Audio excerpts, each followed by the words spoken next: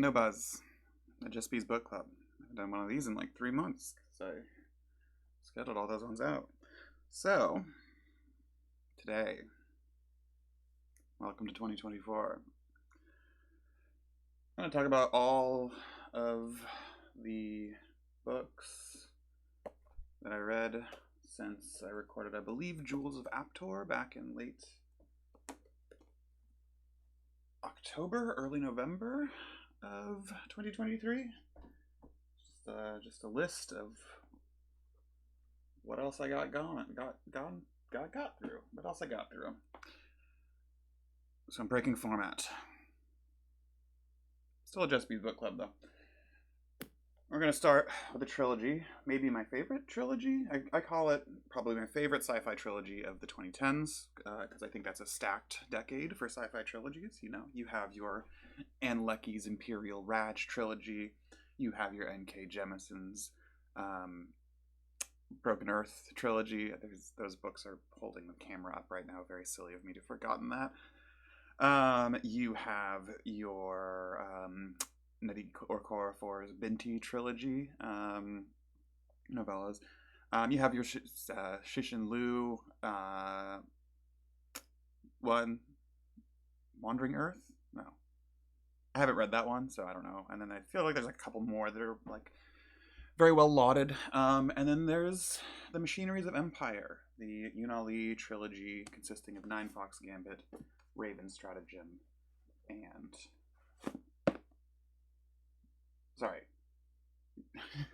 Raven, Strategem, and Revenant Gun. Three books that I deeply adore, and I reread them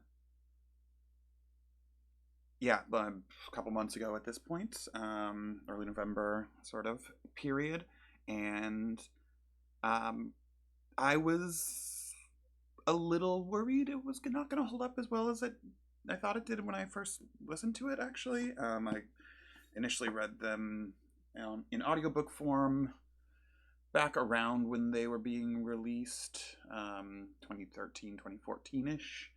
I want to say, when's the release dates on these guys? Well, I'm wrong about that. Ninefox Gambit's 2016. Looks like 2017 for Revenant, or 2018 for Revenant Gun, and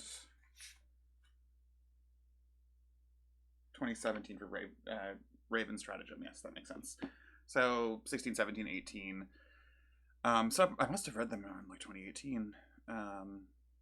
Strange memories, strange. And I fell in love with them, and I fell in love with them partially because they deal really, sort of toward the end at least, they deal really brutally and honestly with issues of consent in military structures, and I was like, you know, I've changed quite a bit as a person since then. Maybe what I thought was honest, I would now find more upsetting. And the answer is not really. I think it's still extremely, extremely powerfully done. But before getting into that, I also happened to be listening to Friends at the Table's Partisan season. And while I was rereading these, I was like, damn, this is the same thing, which is fun. So the first book, Ninefox Gambit, starts with Kel Cheris. Kel are sort of the military wing of the Hexarchate, which is a galactic power that these books take place within. They use calendrical warfare, which is cool as shit. There's 6 factions because Hexarchate, I think I'm getting that right. I think it's because the Heptarchate comes up later because there used to be 7, and it sort of follows her as she gets like very rapidly promoted to a point where she is sort of in a room with a bunch of other people. They're all being asked how to deal with this sort of central fortress within their space that has been infected with calendrical rot, which is to say the sort of exotic magics they can do are based on um, the calendar that the society provides, and things not just like the physical calendar, but things like staging remembrances and holidays and observances and those sorts of things. Remembrances specifically are a sort of society bound torture tradition. It's a bad empire, also. It's very clear from the jump. It's a military space opera. Two genres I don't usually go super hard for. There's plenty of sort of fantasy elements in there as well, which is like not always my jam. But everything about these three books is. The sort of big turning point in the first book is so Kel Cheris is in this room and proposes that they use the most forbidden weapon of all, which is to say a Shuos general. Shuos are sort of the military intelligence faction, the spy faction above the Kel. And there's a Shuos general from like 600 years ago who went mad and like deployed a horrifying weapon when it was unnecessary, and then systematically murdered his entire fleet. He has been locked up in a thing called the Black Cradle, and I can tell that I really like these books because I'm just having fun just talking about the fucking plot, which is the thing I don't do. And so, in proposing, so the leaders of the Hexarchate decide that this is the move, and the way that Shuos Jadao has been locked up is sort of as a shadow, and he has no body. He's just a sort of consciousness left in endless solitary confinement, except for on very rare occasions when the Hexarchate needs access to his unbeaten record. And so Kel Cheris becomes both Kel Cheris and Shuos Jadao, big trans energy, meaning that there is a man stuck in her body who can only speak to her, and no one else can see except for in if they are very careful about checking out her shadow. Book 2 is really interesting in a way that I didn't remember, because so book 1 is basically just jumping around with Kel Cheris primarily, but it has that Salem's Lot wandering eye occasionally. Book 2, Raven Strategem is just that. It is like, it focuses on like 6, I want to say, people who are just parts of the Empire, because and it like does not jump back to Cheris or Jadao basically at all. And then Revenant Gun sort of wraps everything up in a way. That thing I mentioned about that I was like, I don't know if this is gonna hit me different this time around is in here. So like, I'm not just saying like, hey, it's you know, it's the end of the trilogy. That's cool. But yeah, there's other gender feelings and sort of mixed in there as well. And yeah, I had such a good time with this, and it's like really underrated, I want to say, and I kind of get it. Like, it's like I said, like a military space opera sci fantasy kind of deal, which is like not a thing to me. It also came out in a period where there was like banger after banger coming out in the field in terms of trilogies. Like, I get it, but I love these books. They're very silly, and they're also very serious, and they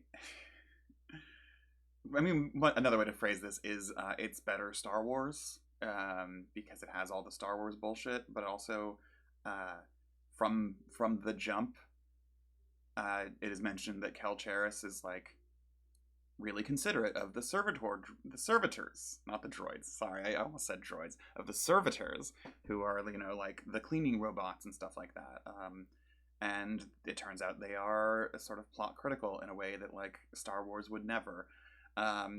Meaning it is good at taking all of the pieces of its world together and considering them seriously while also doing goofy shit. And that's kind of the actual pitch, is like, it is a very thoroughly world built thing that isn't afraid to play with tone, which is, that's my shit. Following that, I read The Jonah Kit by Ian Watson, a book I had never heard of by an author I'd never heard of, that I looked at and was like, that looks goofy as hell. And then I was like, what are the BSFA? Like, okay. Actually, what happened is my coworker found 2 copies of this book in a buy at the bookstore that I work at, and she said, "Forced book club." And so this is the same coworker who got me to read Starship and Haiku, of course, and who has been a bee at one point. So we actually did a weird thing where she read this Jonah Kit first, and I read Starship and Haiku first, and then I read this, and she read Starship and Haiku. I think this is a better book than Starship and Haiku was, despite not hating that book, but feeling very weird about the sort of race essentialism in there, which isn't to say there's none of that in here. But this is like a shockingly smart book about whales and IBM. A lot of IBM in this book. But yeah, it's like, what is it? 74? 77? No.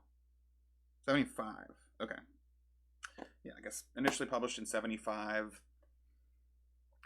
Book about some scientists, one of whom has discovered the end of the universe, like not like in spatial terms, I think, and who is like on the verge of discovering, well, it's like a big thing, but there's a large chunk of this book dedicated to a man who discovers that, spoilers, I suppose, the universe we're in is like the mirror of the real universe, and so God is real but not here. Like, God created a real universe, and we're like a weird echo of it, and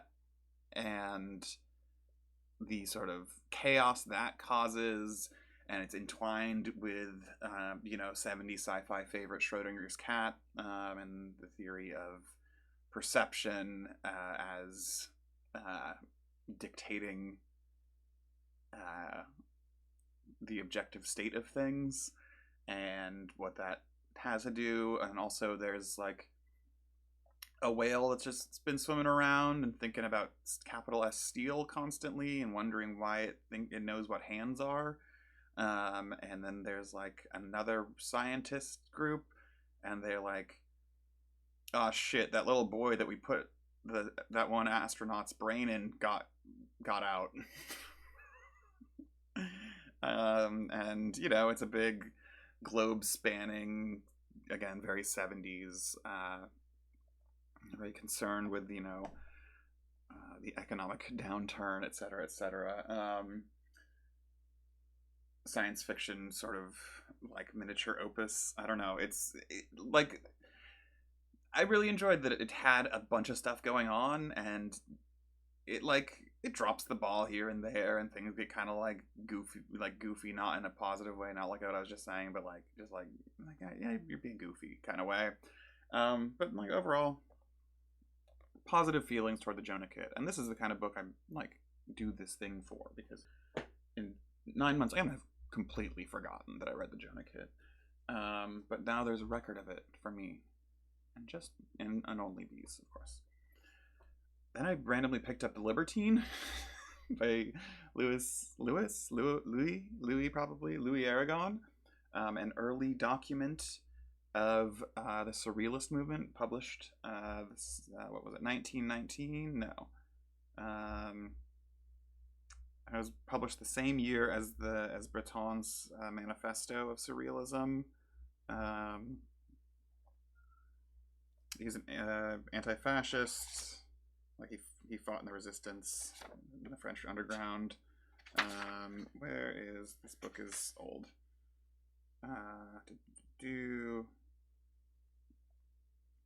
It does not have an initial. This translation from the French, first published in '87. That does not tell me. Originally published as Le Libertine. 24. Okay, so it was published in 24, which I guess is the same year as the Manifesto, the Surrealist Manifesto.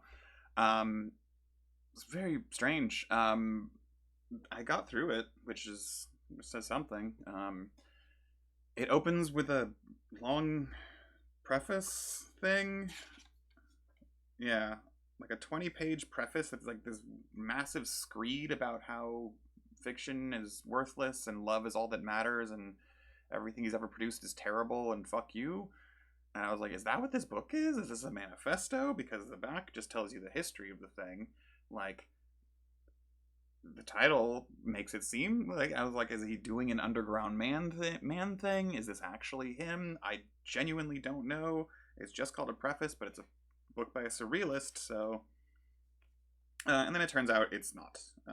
The next 170, 180 pages or so are a bunch of short stories dedicated to other surrealists. Like The Young Lady with Principles, to André Gide. That's one of the names I know. I think it's one of like two of the names I know. I think like Max Schrecht might be in there. Maybe one other person. Oh, Breton is in here as well. And sort of trying to piece together what this thing is without really looking into it, because I didn't love it enough to want to know that much, but also I probably should have, because it's very confusing without any context. A century later, I guess it's it seems like it is him sort of doing a pastiche of a bunch of his friends and like just sort of like collecting them all together. And like, hey, like a pastiche, like a collection of pastiches of different people. Some of it works better than other parts. Luckily, I don't really know any of them well enough. Like, I haven't read any Gide or Breton in like 20 years or something like that. And I never read like Nadja. I think I only read any of their nonfiction. So like even the ones that I'm familiar with, I wouldn't be able to tell you if like that was their style specifically. And that's why I just sort of suspect that that's what's going on. But like, yeah, there's some stories. There's like plays in here. There's a bunch of different styles of things. Of course, surrealism. And it was like neat. Yeah, I didn't skip any bits of it. I read the whole thing. I had times with it where I was like, am I really doing this to myself? And I had times with it where I was like, thank you, Louis Aragon. That was weird, and I appreciated that. And there were other times when I was like, oh yeah, surrealism is just fun. Big mark for it in my college days. Still turns out, kinda am. All right, Pulitzer Prize winner. No, Nobel Prize in Literature winner. Jon Fosse. Fosse has actually been on my radar for about a year or two because of this is not a good example because this is published by the Dalkey Archive Press, but a lot of his stuff in English was being translated by or published by Transit Books, who are a local small publisher, nonprofit that I have a bit of a relationship with due to my job as a bookseller, and they've been, trying to get me to read Fosse for a little bit to try to sell it. And I've been kind of resistant. And then he won the big prize, and then a used copy came in of this book, and then I was like, and I have another arc. We'll get to that momentarily. I was like, it's time to go. And this is a strange book. You can see. Flip to a completely random page, not a single paragraph break in there. When you do get paragraph breaks, he turns toward the old man. Don't meddle, Olav says. No, the old man says. But you remember me, he says. No, Olav says. Well, you're a fine one, says the old man. And at that moment, Olav felt a jolt, etc., etc. I believe it is page like 2 or 3. I mean, it starts on page 3. I think the first period is on page 7. Oh, let's say no. Page. There's on 6. Yeah, you get like 2 3/4 pages before the first period in this book. There's no other punctuation whatsoever except for. Are there M dashes in this one? No, that's the other one. No, that's wrong. There are commas also, and yeah, no, there's not no punctuation, but there's very sparse punctuation, including periods. A very long run-on sentences followed by quick, short sentences, and most importantly, no paragraph breaks except for dialogue. And that's just speaking about the format of it. It's a collection of 3 short stories based on about Asel and Alida. He's a Norwegian author. I have no idea how to pronounce Norwegian anything even close, so I'm not gonna, I'll say Jon and Fosse, and I think that's closer than Jon Fosse, but that's about all I know. So Asel and Alida, they are like 17-year-old lovers who have lost their parents, or their parents desire to keep them around, and so they decide to move to like the nearest big city. Oh, and the house that they live in, the boathouse they live in, has been taken by another person. So they decide to move to the big city to try to strike out and make a new life. It becomes slowly clear over the course of the first story, and then even more clear over the second and third. Well, let's just say, second story, Asel basically says, "Hey, I found an empty house. Anyway, we need to change our name, so I'm Olav now." And I forget what Alida calls herself.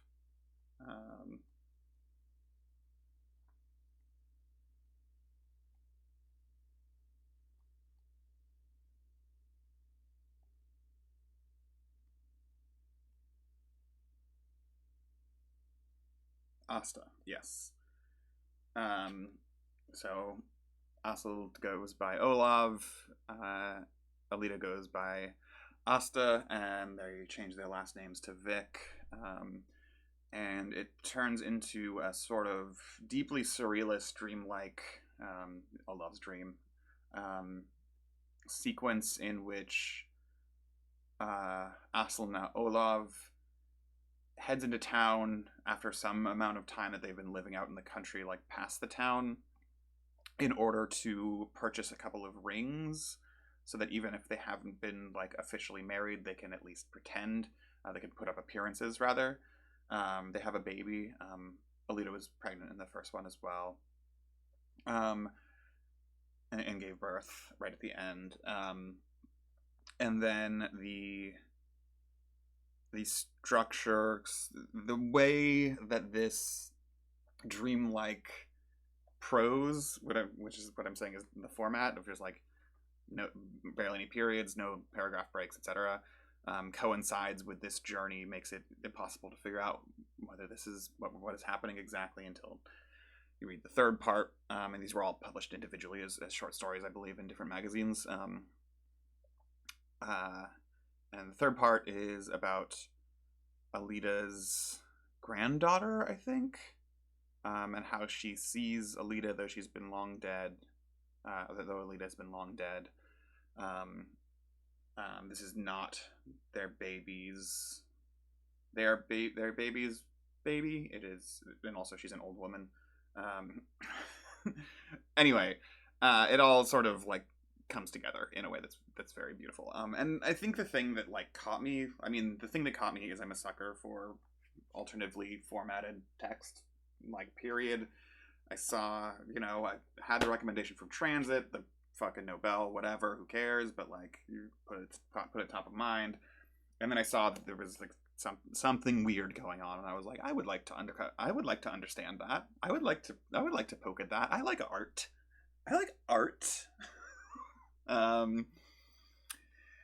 And first book, there was a sort of Sorry, Waking? No, that's the third one, right?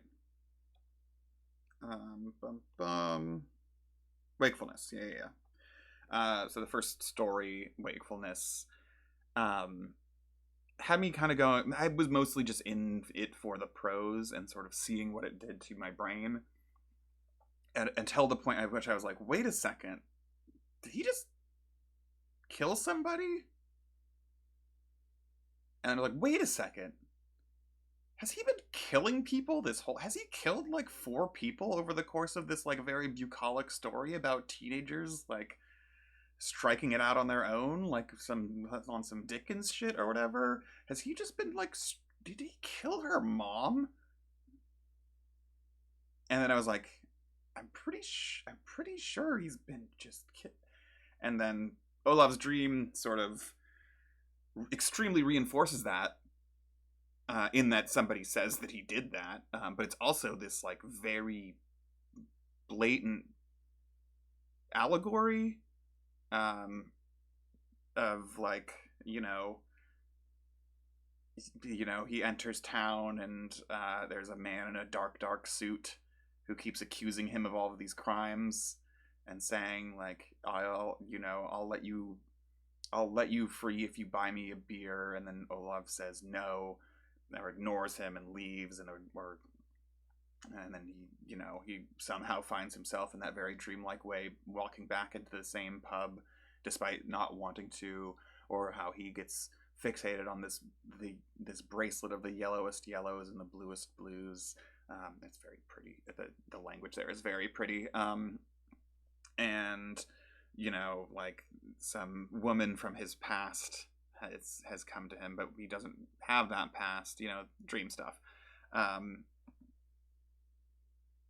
I was like, okay, so you're confirming it, but within the confines of a dream. That's great. I love that. But is it a dream?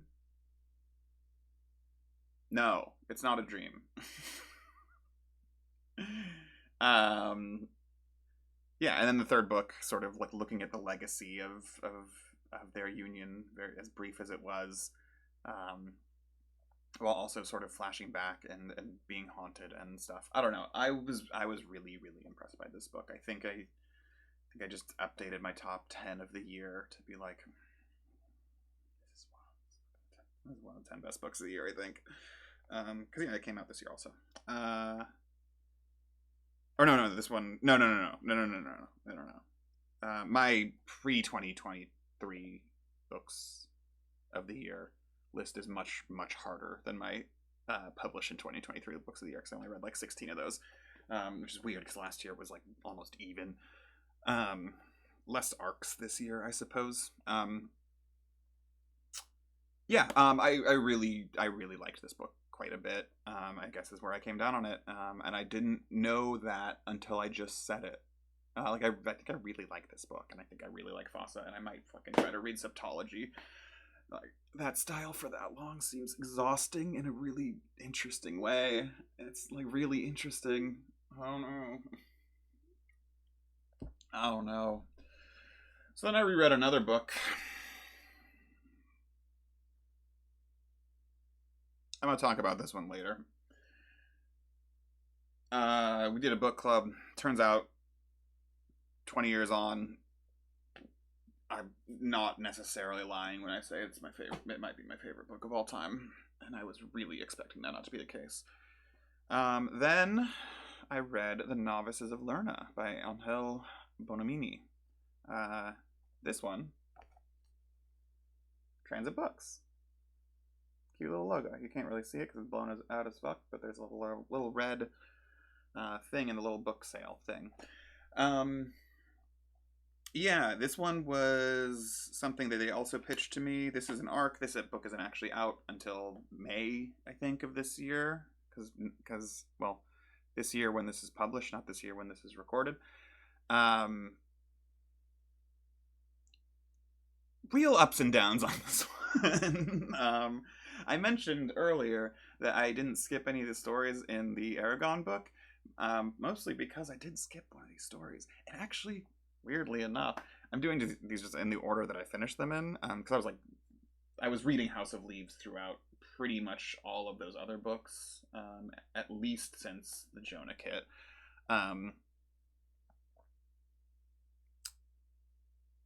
The one story that I skipped in this, because despite there not being any indication of that, and who knows what the final book looks like, this is a collection of short stories that was preceded by a novella called The Novices of Lerna, which is a great novella. Really liked it. Some of the stories were not so much my style. This is Bonomini was Argentinian writer. I think this came out initially in 1974, so I guess we're 1974 right now. No, is it earlier than that?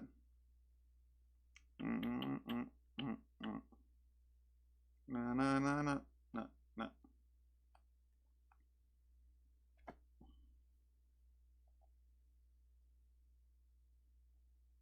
Has to be earlier, because there's a letter from Adolfo Bioy Casares to Ángel Bonomini on September 18th, 1972, talking about how he had read The Novices of Lerna with Borges and really loved it and were dazzled, which is cool. Yeah, there's God, I keep skipping my the point that I was about, the really funny thing about how the story that I skipped is called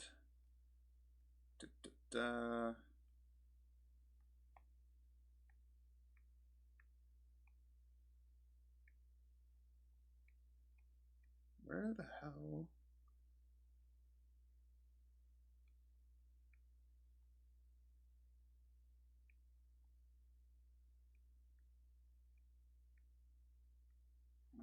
Oh, I skipped it again, apparently.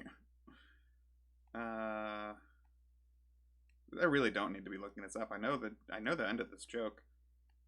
The end of the punchline is that the story that I skipped is called The Singer. Ooh.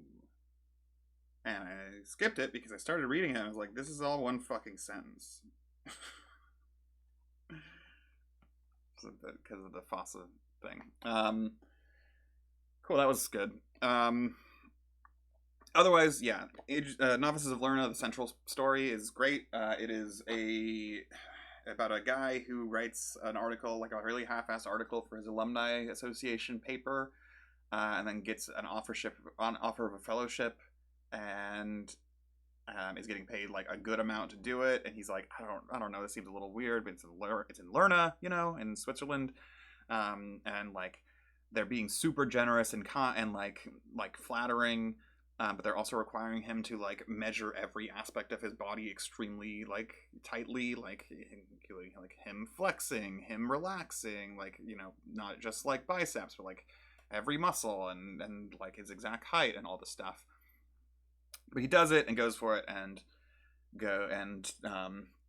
gets the fellowship, and then on his way there he sees the greeter there, who is him. It's just a man who looks exactly like him, but he's just from a different part of the world. And this guy is basically like, so there's 23 of us and we all look identical. We have no idea what the project is here, but they keep referring to the project. So yeah, that's what we're doing. And then they start taking classes, doing research. They're all academics of some stripe or another. They don't use names with each other. They're all forced to wear the same blue jumpsuit. But otherwise they sort of have like a great amount of freedom. And it's just like a nice surreal story. There's an epidemic that breaks out, which is fun.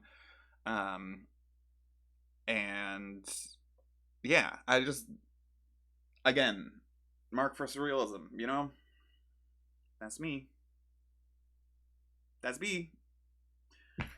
This is just B's. Yeah, and then there's like another dozen stories in here.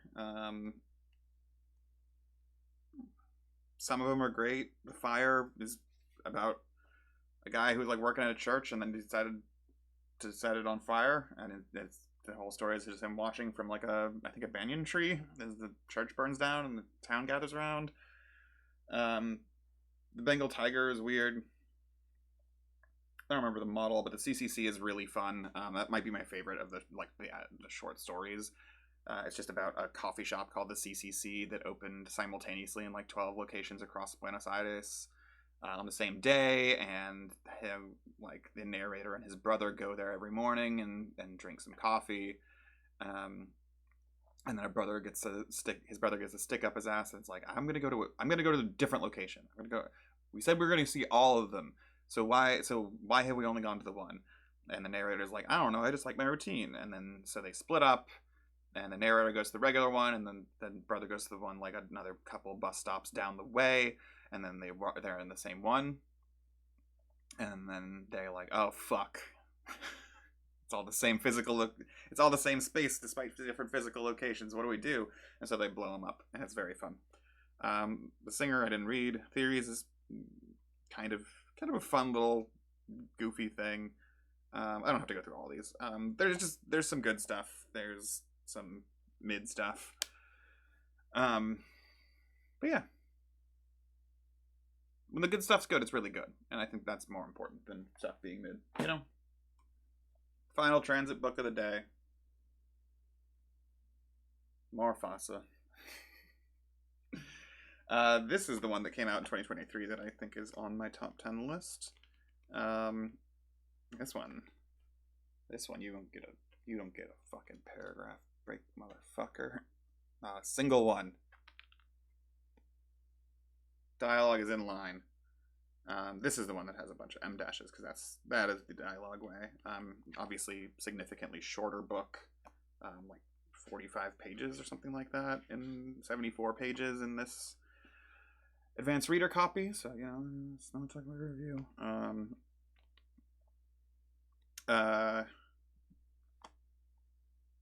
Big Olaf's Dream vibes in this one. It's about a man who got bored and decided to drive, and the way he decided to drive was just whenever he hits an opportunity to turn, like a right turn, and next time he can take a left turn, he'll take a left turn. And he was just out driving, and then his car got stuck. He was like at the end of a forest road, and his car's just stuck, and he's like, I gotta get out of this car, I gotta get help. Why did I get stuck in this car in winter? Why am I I can't believe I got stuck in this car in winter, and haven't seen a house in a while, and that barn that I saw earlier, that seemed like a really nice barn to live in. I would have lived living in that barn when I was younger, but also was really abandoned. It hadn't been upkept for a long time, so I wouldn't have actually liked living in that barn when I was younger. And why am I stuck in this car? I should go get help. Maybe the best way to get help is to go into the forest because, well, I drove a long way through this forest already, and I might as well just go into the forest because probably that's the faster way to get out. And it's snowing, and but I gotta go into the forest, and so I'm going to the forest, and then it's really cold. I'm gonna sit down. I'm sitting down, and it's really cold. Like, I should probably keep moving, and etc. etc. His mom shows up. Another good, like very clearly allegorical thing, sort of situated in an impossible time. Reads very much like the sort of thing where you could go, he's dying, and this is him entering purgatory, or you could take it religiously. This is a metaphor for his salvation or lack thereof. You could take it sort of more cognitive psychology, pop cog sci, not real, but like this is the moment of death of this man, and you could read that either like as the drive and the drive which precedes the text and the walking into the forest, or maybe he hit a tree in the forest, whatever.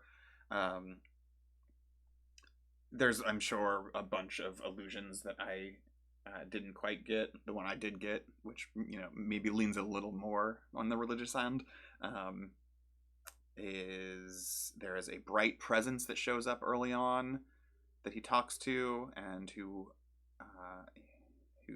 disappears at one point, and he asks it at one point, "Who are you?" And it says, "I am who I am," which I believe is the New International Version of what in the King James Bible was the "I am that I am." a phrase that has stuck with me for a long time. I couldn't tell you where it's from or what the context is, but you know, pretty likely that's some God stuff, because it's God who says that. Probably. Yeah. And also Fosse is, I think, what, grew up religious and then left the church and then came back at some point. One of those guys, and it's cool. Do I have anything more to say about it than that? I don't, because I actually missed out on saying the biggest thing I wanted to say about the Novices of Lerna, because I've been talking now for 40 minutes, and I haven't done this in a while, so I'm not in practice.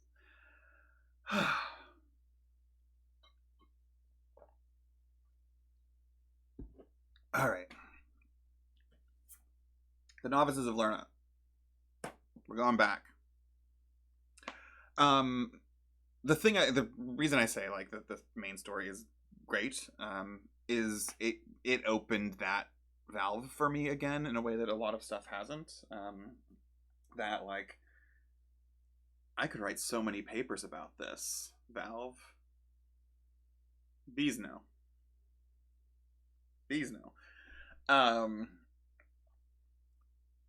You know, the one that comes often for me, especially with discussing stuff with friends, is the not the like, is the Matrix a trans allegory version, because I find those reductive and annoying, but the production of trans feelings in non-trans media, and how things read through that. The moment when the main dude meets up with his first doppelganger and goes, I need a fucking drink for that one, is like one of the more trans things I think I've ever read. The feeling of seeing oneself outside of oneself and going, oh fuck, I have to really scrutinize my body now all of a sudden. I really just wanted to not think about that ever. Is you know, a real powerful feeling that I've had in my life. And I think there's like a bunch of interesting like sort of things you could thread together, and it's not just that, right? Like there's a Marxian reading of this, of course, the alienation of the worker from their body, in order for the production of capital. It just read as one of those things where I was just like, ooh, here, like brain synapse, that new thing, new idea, and that's one of my favorite things that happens when reading, and like A Shining sort of did that too. So that's how I'm wrapping that all up. I'm gonna.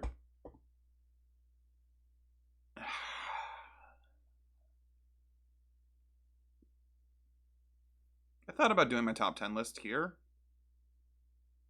I'm not going to. Thanks for not watching.